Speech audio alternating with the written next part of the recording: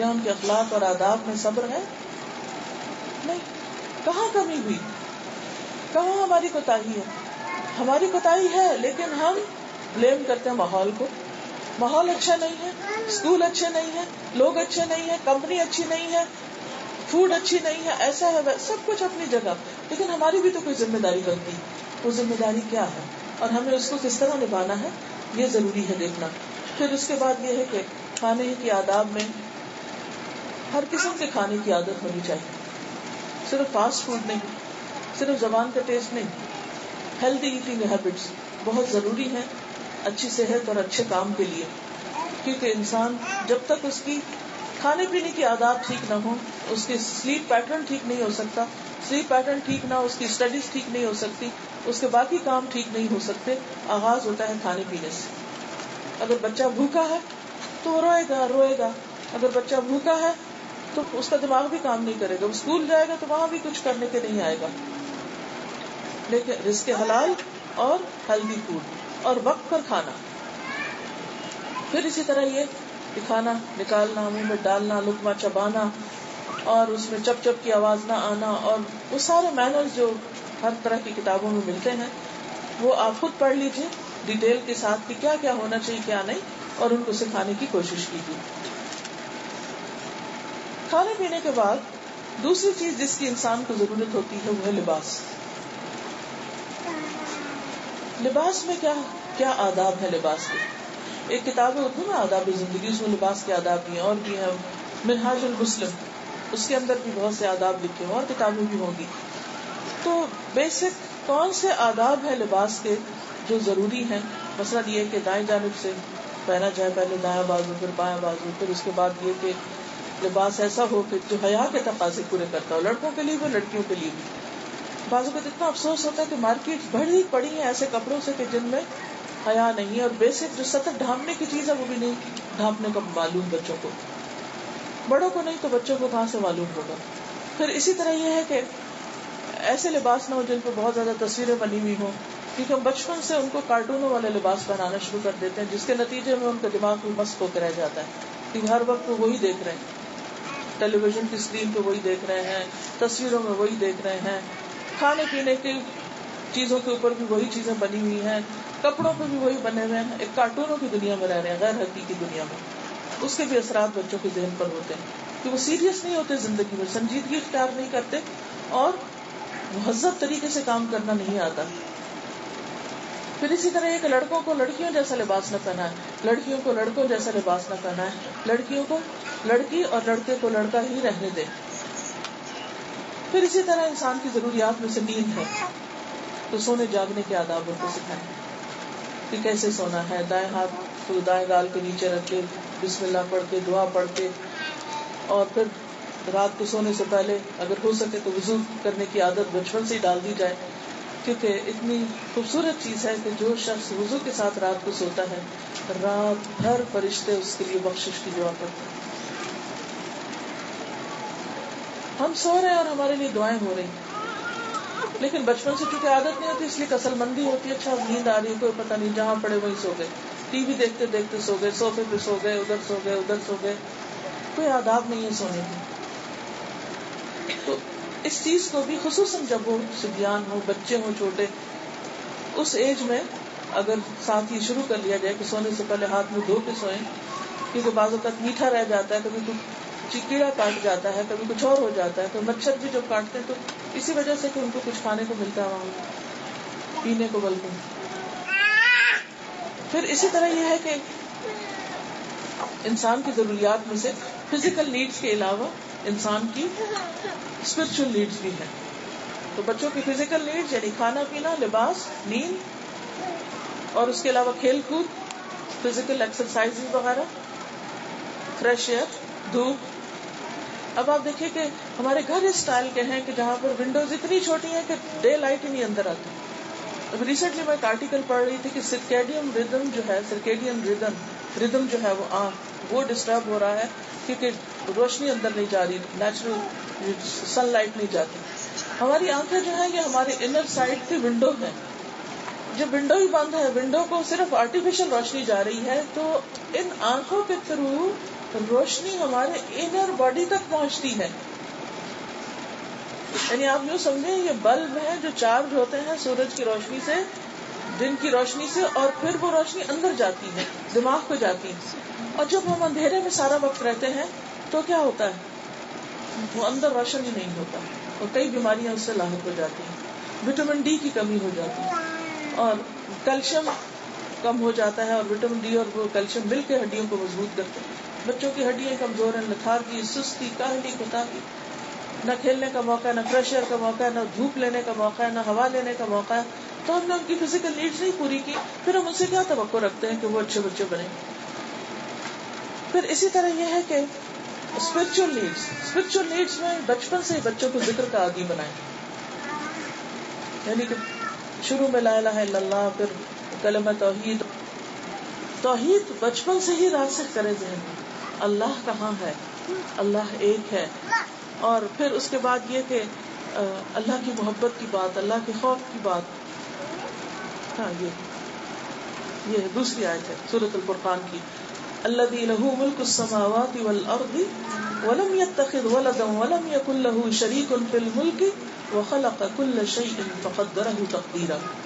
یہ آیت آپ سکھایا کرتے تھے بنو ہاشم کے بچوں کو جب وہ بولنے کی عمر کو پہنچتے. پھر اسی طرح یہ ہے کہ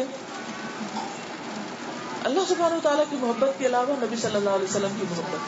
بچپن سے ہی بچوں کو بتائیں کہ نبی صلی اللہ علیہ وسلم کے والد کا نام کیا تھا, والدہ کا نام کیا تھا, وہ کہاں پیدا ہوئے, اور پھر دودھ کس نے پلایا, پھر وہ کیسے نبی بنے, فرشتہ کیسے آیا, تاکہ وہ ساری چیزیں بچپن سے ہی ذہن میں راسخ ہو جائیں, ان کی محبت دل میں آ جائے. پھر تمام انبیاء, قصص النبیین, ذرا بڑے ہوں تو سٹوریز میں سنڈریلا کی کہانیاں نہیں بلکہ انبیاء کے قصے. انبیاء کے قصوں میں حضرت آدم سے شروع کر کے محمد صلی اللہ علیہ وسلم تک جتنے بھی قرآن مجید میں آئے ہیں سب کو خود بھی پڑھیے اور ساتھ ساتھ ان کو سنائیے, تاکہ پوری پکچر واضح ہو جائے کہ نبی کیوں آئے, انہوں نے دنیا میں کیا کیا, جن لوگوں نے ان کی بات مانی ان کا انجام کیا ہوا, جنہوں نے نہیں مانی ان کا انجام کیا ہوا.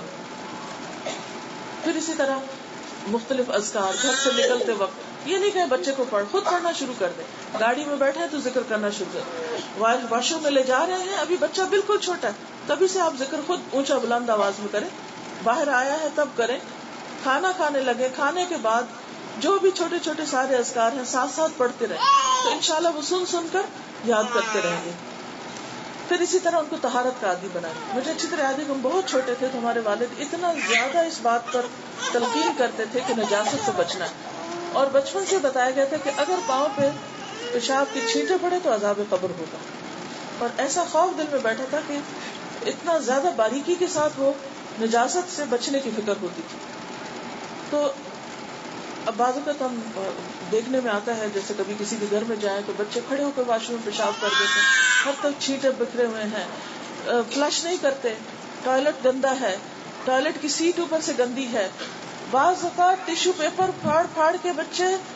ابھی پچھلے دنوں جہاز کے اندر ٹوائلٹ جو تھا وہ اوور فلو کر رہا تھا کیونکہ کسی بچے نے جا کے سارے ٹیشو جو آس پاس تھے وہ سارے اس کے اندر پھینک دیے. اگر ہمیں پتہ ہے ہمارا بچہ ایسا غلط کام کرتا ہے تو ہمیں خود واچ کرنا چاہیے کہ اندر کیا کر کے آیا, اور اگر اس کو نہیں عادت صاف کرنے کی تو خود پیچھے سے صاف کر کے نکلے, تاکہ کسی کو ہمارے کسی عمل کی وجہ سے اذیت نہ ہو. اب آپ خود سوچیں کیا مسلمان ہیں, الطہور شطر الایمان, وہ ایمان کا حصہ ہے. اس کا مطلب یہ کہ اگر طہارت نہیں تو ایمان مکمل نہیں, عبادات نہیں. یہ کہاں سے شروع ہوگا؟ یہ اچھے برے کا فرق بچپن سے پتہ چلے گا. پھر آپ دیکھیے کہ بچہ جب گھر سے باہر نکلتا ہے, مسجد جاتا ہے یا کسی کے وزٹ کو جاتا ہے تو مسجد کے آداب سکھائیے. بچوں کو مسجد آنے سے منع نہیں کیا گیا, لیکن ہم عام طور پر مائیں کیا کرتے ہیں, مسجد میں لا کے بچوں کو چھوڑ دیتے ہیں. خود تو ہم نماز پڑھنا شروع کر دیتے ہیں اور بچے وہ دھوم مچاتے ہیں اور سب نمازیوں کو ڈسٹرب کرتے ہیں. بعضوں کو دوسروں کے بیگ جا کے کھولنا شروع کر دیتے ہیں اور اس میں سے چیزیں نکال لیتے ہیں. ان کو نہیں معلوم کہ چوری ہے یا کسی کی چیز کو ہاتھ نہیں لگانا, یا یہ تمام اخلاقی خوبیاں جو ہیں ان کو پتہ ہی نہیں ہے کہ کیا ان کے لیے جائز اور کیا نہیں. پھر یہ کہ مسجد میں چیخنا, چلانا, شور مچانا, ادھم مچانا, ٹھیک ہے, تھوڑی بہت حرکت, کھیل کود اس کی اجازت ہے, نبی صلی اللہ علیہ وسلم جب خطبہ دے رہے ہوتے تھے یا نماز پڑھا رہے ہوتے تھے تو بچے پیٹھ پہ آ کے بیٹھ جاتے تھے. آپ کی نوازی جو ان کو آپ نے اپنے کندھے پر بٹھا کر بھی نماز پڑھائی ہے امامہ رضی اللہ تعالیٰ عنہا کو. لیکن اس کا یہ مطلب نہیں کہ ہم ان کو بالکل ان اٹینڈڈ چھوڑ دیں اور وہ جو جی چاہے کرے. یہ درست نہیں ہے طریقہ. نہ تو اتنی سختی کرے کہ وہ مسجد آنے سے گھبرائیں, اور نہ ہی ان کو ایسا چھوڑ دیں ڈھیلا کہ اس کے بعد وہ ہر حدود جو ہے وہ ان کو پھلانگ جائے. اسی طرح دین کے حلقے, اچھی صحبت, اچھی مجلس. اگر آپ لوگوں کا خود دوستوں کا انتخاب اچھا ہوگا تو وہ بچوں کے اوپر ڈائریکٹ اثر کرے گا. بعضوں کو تو اپنی ماں سے زیادہ اپنی خالہ سے, اپنی اماں کی دوست سے, اپنی اس کمپنی سے سیکھتے ہیں جس میں وہ ماں باپ کے ساتھ جاتے ہیں. اور المرء علی دین خلیلہ, انسان اپنے دوست کے دین پر ہوتا ہے. انسان کو یہ دیکھنا چاہیے کہ وہ کس کو دوست بنا رہا ہے. المرء مع من احبہ, انسان اسی کے ساتھ ہے جس سے وہ محبت کرتا ہے. پھر اسی طرح جیسے کسی مجلس میں کوئی شخص بغیر ارادے کے بھی آ کے بیٹھ گیا تو آپ صلی اللہ علیہ وسلم فرمایا اس کی بھی بخشش ہو گئی, کیونکہ ہم القوم لا یشقی بہم جلیسہم, کہ ان کے ساتھ بیٹھنے والے بھی بدبخت نہیں جو نیک لوگوں کے ساتھ بیٹھتے ہیں. یعنی وہ خود نہیں, احب الصالحین ولست منہم لعل اللہ یرزقنی صلاحا, میں محبت رکھتا ہوں صالح نیک لوگوں سے حالانکہ میں خود نیک نہیں ہوں, شاید کہ اللہ تعالیٰ مجھے بھی نیکی کی توفیق عطا فرمائے.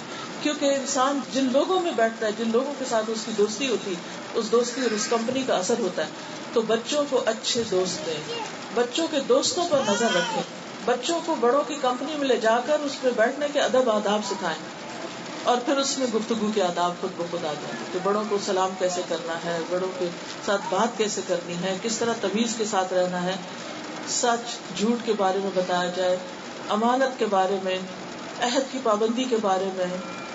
پھر یہ کہ حیا سکھایا جائے, مروءت سکھائی جائے, فخر سے پرہیز سکھایا جائے. پھر اسی طرح یہ کہ بہت زیادہ باتیں نہ کرنے دی جائیں جو بڑے بیٹھے ہوں, کیونکہ کہا جاتا ہے کہ یہ بھی خبیث النفس ہونے کی علامت ہے کہ انسان صرف خود ہی بات کرے مجلس میں اور دوسرے کسی کو نہ بولنے دے. تو بچے بھی بولیں, لیکن صرف یہ نہیں کہ بچے ہی بولتے رہیں اور بڑوں کو بولنے کا موقع نہ ملے. پھر اسی طرح یہ کہ بچوں کو زیادہ قسمیں کھانے نہ دی جائیں, کیونکہ چھوٹے ہوتے ہیں نا تو سویرنگ کی بڑی عادت پڑ جاتی ہے. گالی گلوچ کے اوپر نظر رکھی جائے کہ بچے کون سے الفاظ استعمال کر رہے ہیں. پھر اسی طرح میوزک کے بارے میں بچے بہت جلدی اٹریکٹ ہوتے ہیں, اس پر نظر رکھی جائے کہ کیا سن رہے ہیں, اس کا آلٹرنیٹ دیں, اچھی چیزیں سننے کے لیے دیں. پھر اسی طرح یہ کہ تواضع اور لالچ نہ ہو. کسی کے گھر جائیں تو وہاں بگڑ کے نہ کھڑے ہو جائیں کہ وہ کھلونا مجھے ساتھ لے کے جانا ہے, کبھی بھی نہیں لے کے جانے دے, چاہے گھر والے کتنے ہی کہیں کہ یہ آپ ساتھ لے لیں, نیور. تاکہ بچے کے اندر کسی کے مال کی لالچ نہ ہو, کسی چیز کو دیکھ کر اس کی ہرس نہ آئے. فوراً جب دنیا میں ایسی چیزیں دیکھتے ہیں بچے, بعض اوقات دوسروں کی گاڑیاں دیکھتے ہیں, دوسروں کا گھر دیکھتے ہیں, تو ان کے دل میں تما آتی ہے ہمارے پاس کیوں نہیں. اس وقت ان کے دل کو مضبوط کیجیے اور جنت کا شوق دلائیے اور آخرت کی بات کیجیے, کیونکہ دنیا میں تو انسان جس بھی مقام پہ پہنچ جائے پھر کہے گا اس سے اوپر میں کیوں نہیں, اس سے اوپر کیوں نہیں, اس کی تو کوئی حد ہی نہیں. تو کہاں تک ہم دنیا کی دوڑ میں لگے رہیں گے کہ بچوں کو صرف اس سے خوش کرتے رہیں کہ جو ہم سے اونچے ہیں دنیا میں ان کے برابر ہم ہو جائیں اور بچے بھی ساتھ اس دوڑ میں شامل ہو جائیں. تو ہمیں اس میں مال و زر کی محبت کو جتنا بھی کم کر سکیں, اگرچہ وہ اتنا آسان نہیں ہے لیکن ہماری کوشش جاری رہے. پھر اسی طرح یہ ہے کہ تعلقات اور معاملات, نہ لوگوں سے کٹ کے جئیں اور نہ ہی ہر وقت لوگوں میں رہیں. اس میں بہن بھائی ہیں, رشتے دار ہیں, سب کے نام پتہ ہونے چاہیے. آپ خاص طور پر جب ایکسپیرٹس اپنے گھروں سے ملکوں سے آ جاتے ہیں تو بعض اوقات سال ہر سال ہم رشتے داروں سے نہیں ملتے. بچوں کو خالہ کا نام نہیں پتا, اپنے خالہ کے بچوں کا نام نہیں پتا, ماموں کا نہیں پتا, چچا کا نہیں پتا, اور رشتے داروں کا نہیں پتا. ہمارے ماں باپ کا نام, نانی دادی نانا دادا کا نام تک بعض بچے نہیں جانتے ہوتے, بالکل آری. ہم جب قرآن مجید پڑھاتے ہیں تو شروع میں جب آتا نا صلہ رحمی کے بارے میں تو ہم اسائنمنٹ دیتے ہیں کہ بچوں کے ساتھ بیٹھ کے سب رشتے داروں کے نام ٹری بنائیں, فیملی ٹری, اور سب کے نام ان کو سکھائیں. تو آپ بھی ضرور اپنے بچوں کو لے کر بیٹھیں اور سب کے نام بتائیں, اتنی خالہ ہے تمہاری, اتنے ان کے بچے ہیں, ان بچوں کے نام یہ ہیں, تاکہ صلہ رحمی ہو سکے. صلہ رحمی کیسے ہو سکتی ہے اگر یہ پتہ ہی نہ ہو کہ ہمارے رشتے دار کون سے. اور آپ کو معلوم ہے کہ جو شخص یہ چاہتا ہو کہ اس کی عمر میں اضافہ ہو, اس کے رزق میں برکت ہو, تو اس کو کیا صلہ رحمی کرنی چاہیے. پھر اسی طرح یہ ہے کہ بچوں کو فخر سے بچایا جائے، تواضع ان کے اندر آئے کہ کسی بھی چیز پر وہی نہ کہ یہ دیکھو میرے پاس یہ ہے، اور دوسروں کے اوپر اس وجہ سے کوئی روب جمائے. پھر بڑوں کی عزت، احترام، ان کے لیے جگہ چھوڑنا. مثلا بس میں آپ بیٹھے ہیں، جہاز میں بیٹھے ہیں، کوئی بڑا آ گیا، ضعیف آ گیا، بزرگ آ گیا، اس کے لیے جگہ چھوڑنے کا طریقہ بتائیں. اور اگر بچہ نہ اٹھے تو خود اٹھے. اس سے کیا ہوگا کہ بچے کو دیکھا جائے کہ ہاں ہماری ماں دوسروں کے لیے اٹھ جاتی، تو وہ دیکھ کر بہت سے ایسے ادب آداب کرنا شروع کریں گے. پھر اسی طرح یہ ہے کہ دوسروں کی بات کو توجہ سے سننا، وہ بھی اسی وقت بچے سیکھیں گے جب آپ خود دھیان سے ان کی بات سنیں گے. تو انشاءاللہ تعالی یہ چند چیزیں یاد دہانی کی تھی. ہم سب کوشش میں لگے رہتے ہیں، لیکن کوششوں کے ساتھ دعا بہت ضروری ہوتی ہے. اللہ تعالیٰ سے دعا ہے کہ اللہ تعالیٰ ہمیں بہترین عمل کی توفیق دے اور ہم واقعی اپنی ذمہ داریوں کو احسن طریقے سے پورا کر سکیں. ضروری نہیں ہوتا کہ ہم 24 گھنٹے بچوں کے سر پہ سوار ہوں تو ہی بہت اچھے بچے بنیں گے. جب ہم اپنی زندگی میں بیلنس رکھیں گے، بڑوں کے، چھوٹوں کے، ساتھ والوں کے، اوروں کے، امت مسلمہ کے حقوق ادا کریں گے، اپنی ذاتی کے لیے نہیں دوسروں کے لیے بھی جئیں گے، تمام انسانیت کے فائدے کے لیے کوشش کریں گے، تو وہ خیر بھی اللہ تعالیٰ ہماری نسلوں میں لوٹائے گا. اللہ تعالیٰ سے دعا ہے کہ وہ ہمیں عمل کرنے والا بنائے. وآخر دعوانا ان الحمد للہ رب العالمین. یہ شہادت کی انگلی میں انگوٹھی کی بات کی گئی ہے. میں نے تو ایسا کچھ نہیں پڑھا کہ ایسا کچھ منع ہے، کچھ بھی نہیں. آپ نے بچوں کی تربیت پر بیان کیا. یہاں پر کچھ لڑکیاں بھی آئی ہیں جو انگلش اسکولوں میں پڑھ کر اپنے خیالات بالکل الگ کر لیں. ان کا کیا قصور ہے؟ ہم نے ان کو جہاں بھیجا انہوں نے وہی سیکھ لیا. ہمیں اس کے ساتھ ساتھ اب کوشش یہ کرنی چاہیے کہ ان کی دینی تعلیم کا بھی انتظام کریں، چاہے شام کے اوقات میں کریں، چاہے ویکینڈ پہ کریں، چاہے کسی چھٹیوں میں ایسے کورسز کروائیں. جب تک دینی مجالس میں جائیں گے نہیں، ان کے خیالات تبدیل نہیں ہو سکتے.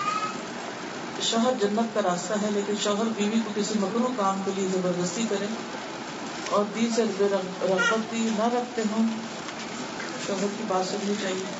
دیکھیے ایک اصول ہے کہ لا طاعت لمخلوق فی معصیۃ الخالق. جہاں کوئی اللہ کی نافرمانی کا حکم دے تو وہ حکم نہیں ماننا چاہیے. جہاں معروف میں کوئی حکم دے تو وہاں انسان اطاعت کرے.